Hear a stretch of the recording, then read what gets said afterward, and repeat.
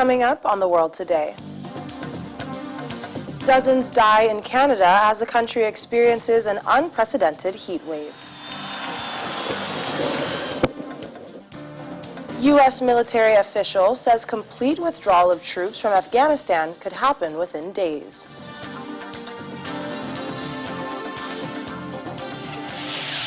Plus, one day after rebel forces took over the Tigrayan capital, Mekelle, the Ethiopian government says the army pulled out of the region as it was no longer a center of gravity for conflicts.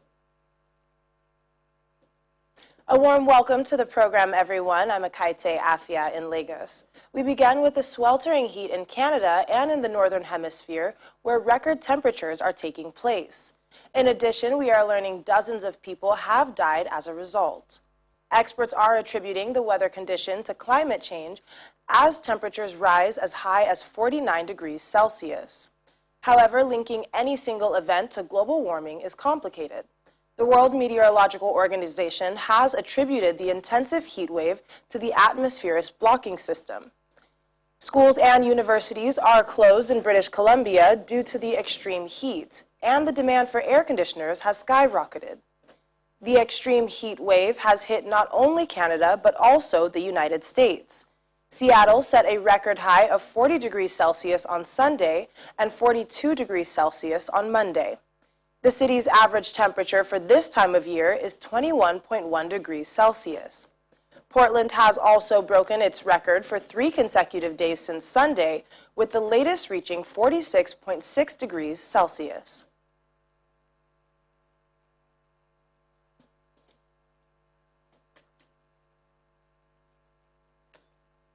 To other stories now, the U.S. National Security Agency says it is not spying on Fox News host Tucker Carlson to force him off air.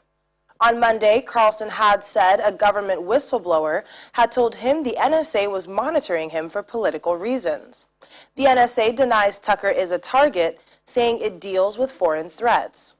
White House spokesperson Jen Psaki says the focus on foreign threats and individuals who are attempting to do the U.S. harm on foreign soil.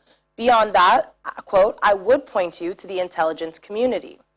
The NSA, together with the Central Security Service, is responsible for intercepting and protecting electronic communications on behalf of the U.S. government and has a broad cybersecurity remit. Staying with the U.S. security, the military says it could complete its withdrawal from Afghanistan as early as within days, instead of the September 11th deadline. Now, this was confirmed by Commander of Foreign Forces in Afghanistan and U.S. Army General Scott Miller, who thinks a political settlement is necessary in the country at this time. Fighting has worsened around Afghanistan, especially in the north, where Taliban insurgents have conducted a wave of offenses in recent days, moving beyond their southern strongholds. Fighting this week in the northern province of Kunduz became more intense, leaving 28 civilians dead and at least 290 people injured. Since the United States has announced plans in April to withdraw its troops without conditions by September 11th, after nearly 20 years of conflict, where violence has escalated throughout the country as the Islamist Taliban seek more territory. I will start the transition to another commander. I don't have a date for that up front, but at the same time, that's out there. And this is an opportunity, one, to talk to the Afghan people as well. Before I depart Kabul, and again, we'll come back to you as to say goodbye when that happens. The security situation is not good right now. That's something that's recognized by the Afghan security forces, and they're making the appropriate adjustments as we move forward. But also with the recent visit of senior leaders from your government, to include President Ghani and Dr. Abdullah. You saw the assurances of commitment from the United States of America, as well as NATO, as we move forward. Rapid In the meantime, U.S. Secretary of Defense Lloyd Austin today played host to his German counterpart Annegret Kramp-Karrenbauer. Ms. Kramp-Karrenbauer was given an honor guard ahead of the meeting as the Biden administration continues to mend fences with Germany after years of strain under the Trump administration. Mr. Austin pledged to work with Germany towards lasting peace and instability in Afghanistan. For decades, American and German service members have stood shoulder to shoulder against common threats to advance our shared interests and values. And we saw this over almost 20 years in Afghanistan, where Germany was a framework nation. And as we wind down NATO's mission there, we reflect on our shared sacrifice, including both German and American soldiers who have paid the ultimate price. And we're going to be talking today about our common efforts as we work together toward lasting peace and security. We see your commitment again as Germany plans its naval deployment to the Indo-Pacific region. This deployment demonstrates Germany's commitment to projecting stability in an area of fierce strategic competition. As we look to the future, the deep and enduring U.S.-Germany partnership will be more important than ever. In another development, the Russian President Vladimir Putin says British warship, the HMS Defender, sailed near the coast of Russian-annexed Crimea and did so to observe how Russian forces would react. Russia summoned the British ambassador in Moscow for a formal diplomatic scolding after the warship HMS Defender breached what the Kremlin says are its territorial waters, but which Britain and most of the world say belong to Ukraine. Reiterating the Navy's explanation, Prime Minister Boris Johnson's spokesman says that the destroyer, quote, was conducting innocent passage through Ukrainian territorial waters in accordance with international law. A BBC correspondent on board the ship at the time says it had been buzzed by Russian warplanes and Coast Guard vessels had threatened to open fire on the ship, while some firing had taken place. About a week ago, Nigerians hoping to travel to the United Arab Emirates had to change plans as Dubai's main airline Emirates announced yet another suspension of flights to and from Nigeria from Monday, June 21st. The announcement came barely 48 hours after the UAE had announced plans to resume flights connecting Nigeria to Dubai. No reason has been given for reimposing the ban. And then there are rumors that the Emirati government has also stopped issuing employment visas to Nigerians. Our correspondent in Dubai, Mayowa Adegoke, joins us now to clear up the rumors and give us the latest on the travel ban. Mayowa, great to see you. Hello, Ekarte. It's good to see you as well. So let's begin with what is the latest on the travel ban and the possibility of it being lifted. Well, the ban is still on. As you said, the new date is now the 21st of July. And let's not forget that there have been different dates, right, in the past in the past weeks. So I'm not sure how confident anyone should be about the 21st of July. Possibility of it being lifted, it definitely will be lifted. The big question is, how soon will that happen? And I think the simple answer is as soon as the Nigerian government and Emirates, as well as, of course, the Dubai government agree on COVID-19 flight protocols, that's when we can get headway on this situation. But for now, I wouldn't hold my breath just yet. Well, tell us, what is the real story about the employment visas for Nigerians? Have they been stopped or not?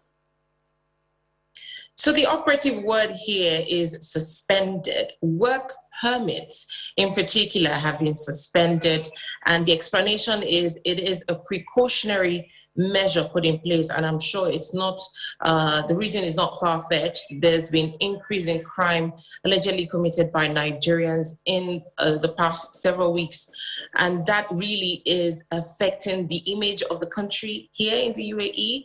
It's also affecting career professionals. It's affecting a lot of Nigerians who have nothing to do with it. So it really is a heartbreaking situation right now, and we do hope that it will be lifted sooner than later. And Maiwa, there is another issue about cultist activities by Nigerians in the UAE. How true is this, and what are you hearing regarding this matter? So there was a video that made the rounds on social media last week of a group of armed men storming into a particular building. And then there were other videos of the aftermath of Nigerians, you know, with cuts and bruises and blood all over the place. So the truth is, these things are not new. For many, many months, we've heard of different activities, you know, by cultists and criminals who are robbing. Let's not forget prostitution. So there is a lot going on, and these criminal activities are being carried out by Nigerians. A lot is going on right now that is really denting the image of Nigeria in the UAE. And I'm sure that some of these precautionary measures put in place by the UAE government, for instance, suspending work permits for now, is, you know, because of things like this. And I'm sure it's not the first time it's happened. It will be lifted in time, but the system needs to be cleared out. So let me give you a backstory. The UAE is trying to protect a reputation as one of the safest countries in the world. And that means that they have zero tolerance for criminals. And any nationality that is found to be, you know, to be guilty, so to speak, from time and time again, they will just have to take a measure. The unfortunate thing here is that there seems to be a blanket decision taken that would affect not just, you know, sets of criminals, but also upstanding Nigerians who have nothing to do with it. I've reached out to the ambassador here in Abu Dhabi, because I'm in Dubai. I've reached out to the ambassador, who says that they are aware of all these rumors, and they are aware of the decision being taken, and they've reached out to the government. So they're waiting for a response. As soon as that response comes through, and as soon as I have it, I'll be sure to feed you back in Lagos. Well, we'll definitely be waiting to hear back from you. Maiwa, thanks so much for joining us on the program, and do stay safe. Thank you. One day after citizens in Ethiopia's Tigray region rejoiced in the capital's Mekelle as rebel forces retook it, the country's Prime Minister, Abiy Ahmed, says government troops pulled out of the capital because it was no longer a center of gravity for conflicts. It was the first public statement by a federal government official since Mekelle was taken by Tigray's People's Liberation Front, or the TPLF forces, this week in a major turn of events after 8 months of conflict in which thousands have been killed. People in Mekelle, where communications are down today, said 2 days earlier that incoming Tigrayan fighters had been greeted with cheers. There were similar scenes in the northern town of Shire today, where Eritrean troops had pulled out and Tigrayan forces had entered. Prime Minister Abiy confirmed the withdrawal from Mekelle on state media on Tuesday, June 29th, in a video posted on his website today. Still to come on The World Today. We'll meet the 83-year-old Frenchman who has visited every existing country. He says at the end of it all, the Earth is one country. Stay with us.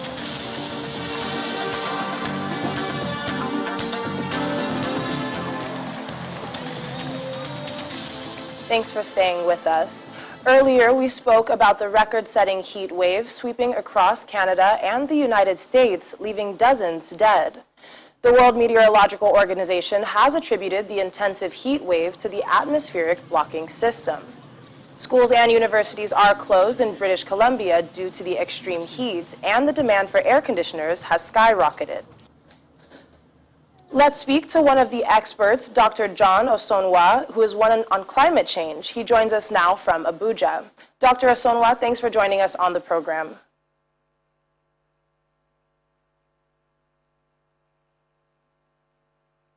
And I'm not sure if we can hear you here. I don't know if your mic is unmuted on your side.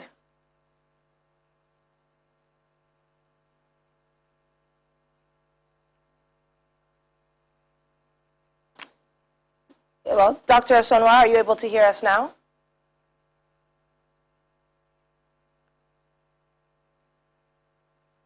Okay, we're not able to hear you on our end here.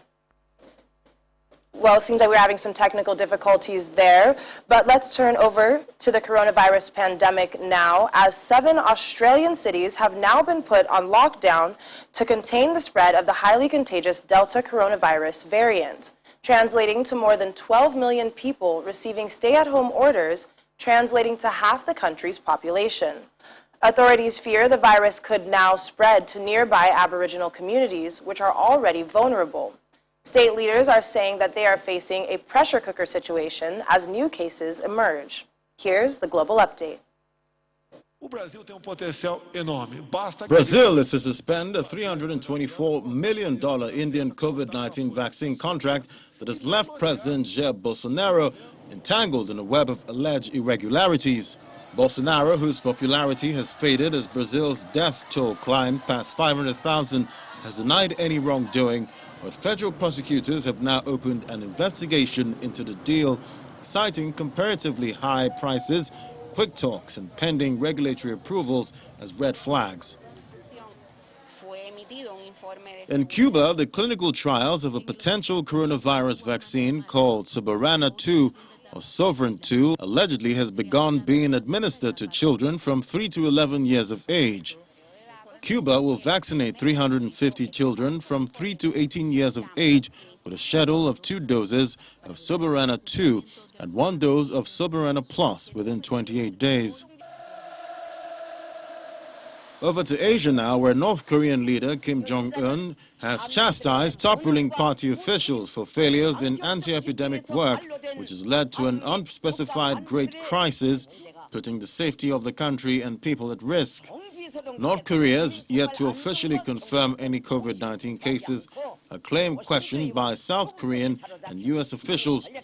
But the East Asian country has imposed strict antivirus measures, including border closures and domestic travel curbs. In Indonesia, the state-owned Garuda airline is giving out free COVID-19 vaccines for passengers at the capital's Soekarno-Hatta International Airport. There is capacity for up to 200 shots to be administered per day, but the free vaccine only applies to domestic travelers who can get their second shot anywhere, as data recorded by the Ministry of Health. Just 13 million out of more than 270 million Indonesians have received 2 vaccine shots.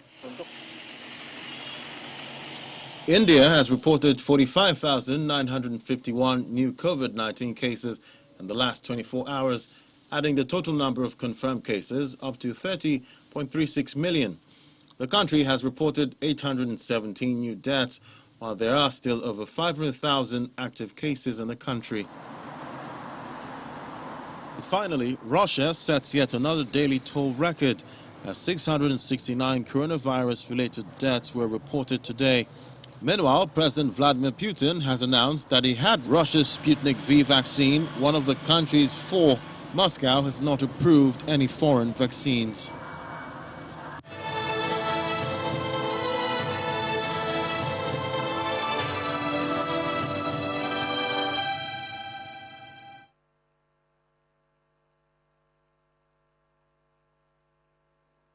Well, let's head over to France, where 83-year-old André Brigot, who reminisces about his younger globetrotting years. Over the course of a lifetime, the now retired globetrotter claims to have visited every existing country and territory. In total, 251 of them, according to his own count, including unrecognized states such as Somaliland or Tristan da Cunha Island, the most remote inhabited archipelago of the world. The adventurer first left France at the age of 17 after finishing catering studies to work as a waiter in Scotland. His travels would end up taking Brigot across Europe to Canada and from there around the world. From 1967 to 1973, he traveled 400,000 kilometers by hitching rides on cars, boats, and planes, spending no more than $1 a day. His journey only came to a temporary end as dysentery forced him to return to France to heal. After that, Brigaud kept on traveling every year until 2019, when he finally settled down as his age did not allow him to go on. Brigaud has written several books, produced a documentary using the footage he recorded while traveling, and given dozens of conferences to share the teachings of his adventures.